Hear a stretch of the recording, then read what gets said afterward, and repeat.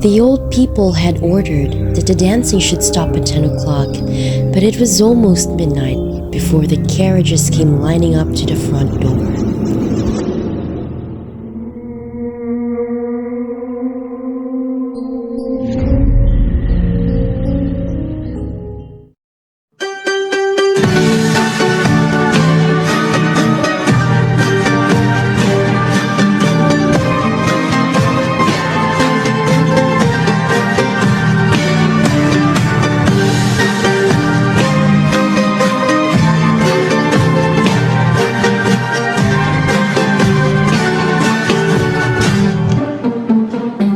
Young men gathered around, proclaiming themselves disconsolate, but drunk already and simply bursting wild spirits, merriment, and arrogance, for they were young bucks newly arrived from Europe.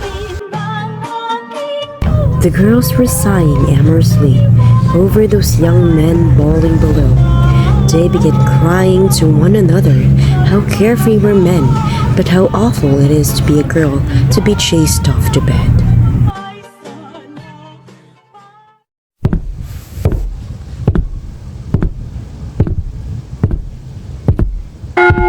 Gorgeous Sereno!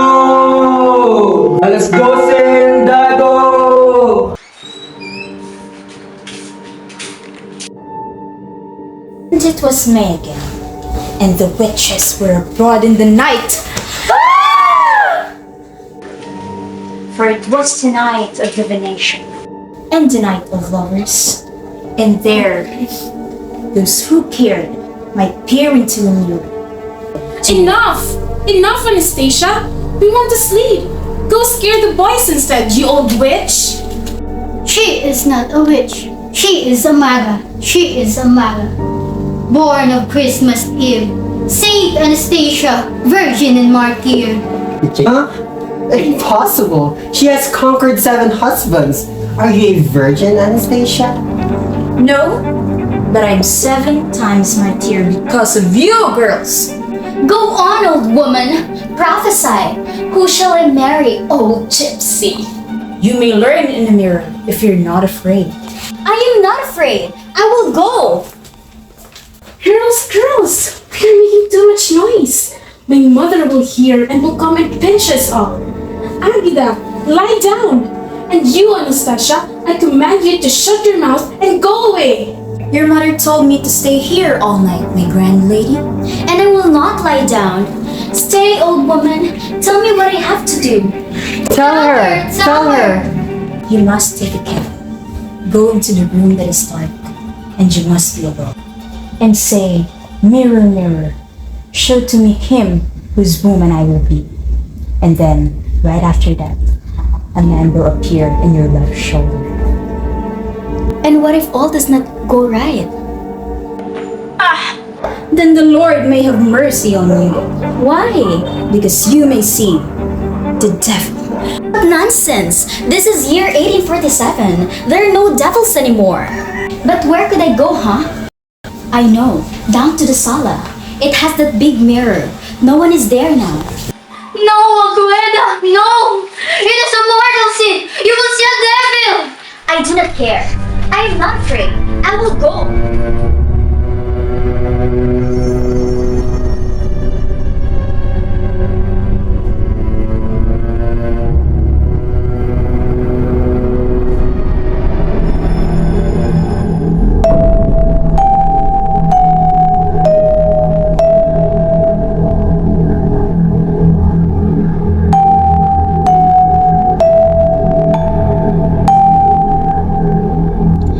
Mirror, mirror, show to me him whose woman I will be.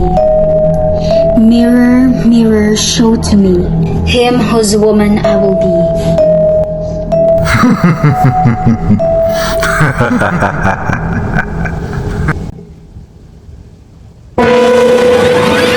What did you see, Mama? Oh, what did you see? What did you see? Please go on. I saw the devil. The devil, Mama? Oh no! Yes, my love. I opened my eyes, And there, in the mirror, smiling at me over my left shoulders, was the face of the devil. Oh, my poor little mama. And were you very frightened? You can imagine. That is why good little girls do not look into mirrors, except when their mothers tell them to. You must stop this naughty habit, darling, of admiring yourself in every mirror you pass, or you may see something frightful someday. But the devil, mama. What does he look like? Well, let me see. He has curly hair and a scar on his cheek. Like the scar of Papa? Well, yes. But this of the devil was a scar of sin. But that of your papa is a scar of honor, or so he says. What about the devil? Well, he had mustache. Like those of Papa? Oh no. Those of your papa are dirty and graying and smell horribly of tobacco. But this of the devil are very black and elegant. Oh, how elegant. And did he have horns and tails? Yes, he did. But alas, I could not see them at that time. All I could see were his fine clothes, his flashing eyes, his curly hair, and mustache. And did he speak to you, mama? Yes, yes, he spoke to me.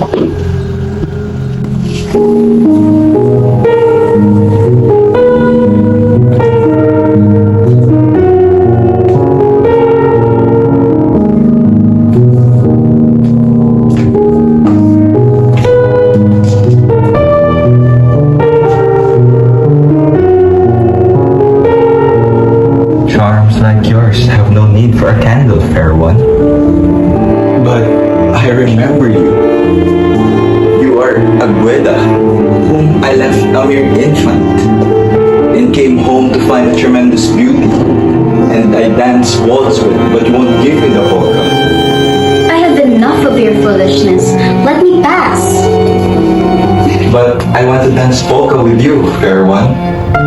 They stood before the mirror, their panting breaths the only sound in the dark room, the candle shining between them and flinging their shadows to the wall.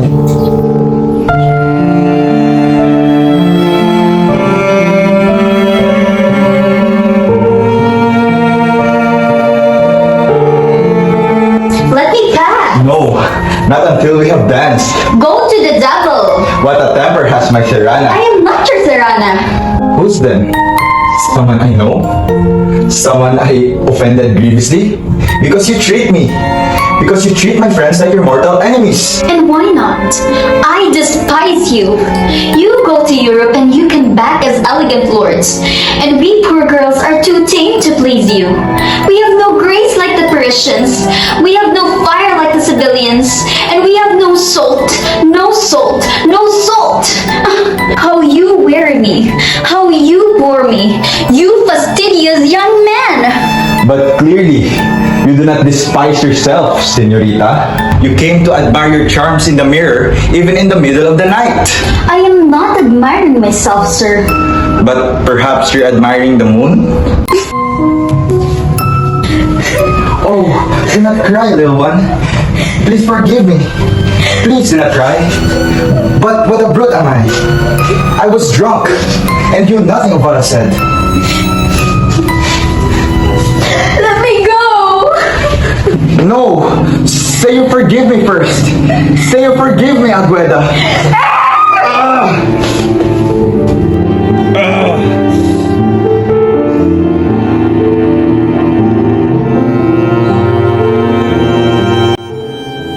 Cruel thoughts raced through his head.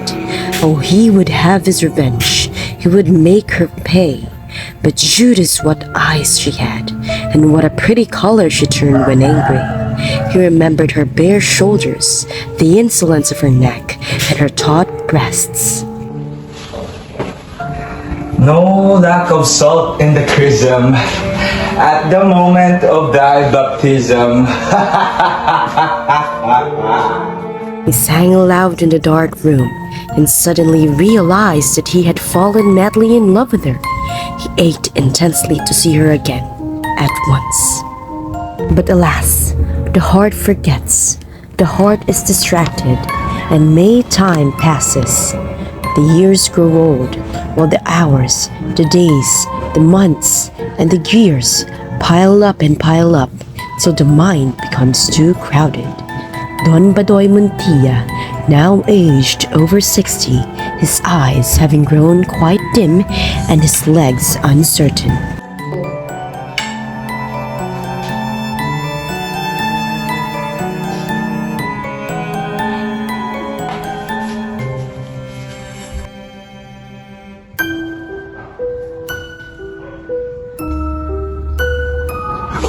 Oh, Grandpa, how you frightened me. So it was you, young bandit. What is all about this? What are you doing here at this hour? Nothing, Grandpa. I am only... Yes, you are the great senior only. And how delighted am I to make your acquaintance. But if I break this cane on your head, you may wish you were someone else, sir.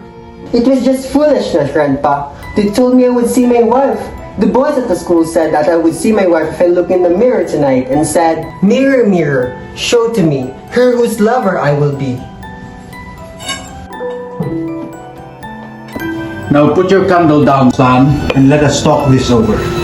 So, you want your wife? But do you know that these are wicked games and that wicked boys who play them are in danger of seeing horrors? Well, the boys did warn me that I might see a witch instead. Exactly! A witch so horrible that you may die of fright. She will bewitch you and torture you. She will eat your heart and drink your blood. Oh, come now, Grandpa. This is 1890. There are no witches anymore. Oh no, my young Walter. And what if I tell you that I myself have seen a witch right in this room and right in that mirror? The witch? Exactly. She bewitched me and tortured me. She ate my heart and drank my blood. Oh, my poor little Grandpa. Why have you never told me about this? And was she very horrible? Horrible? God, no! She was the most beautiful creature I have ever seen. Her eyes were somewhat like yours. My God, she was enchanting. But I should have known even then, the dark and fatal creature she was.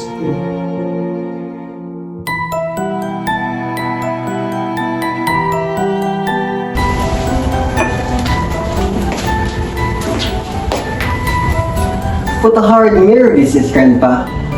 Mama once told me that Grandma told her that Grandma saw the devil in his mirror. Was it because of fright that Grandma died? For a moment, he had forgotten that she was dead, that she had perished, the poor Agueda, that they were at peace at last, her broken body set free from the brutal pranks of the earth. May time memories of an old love to the old men.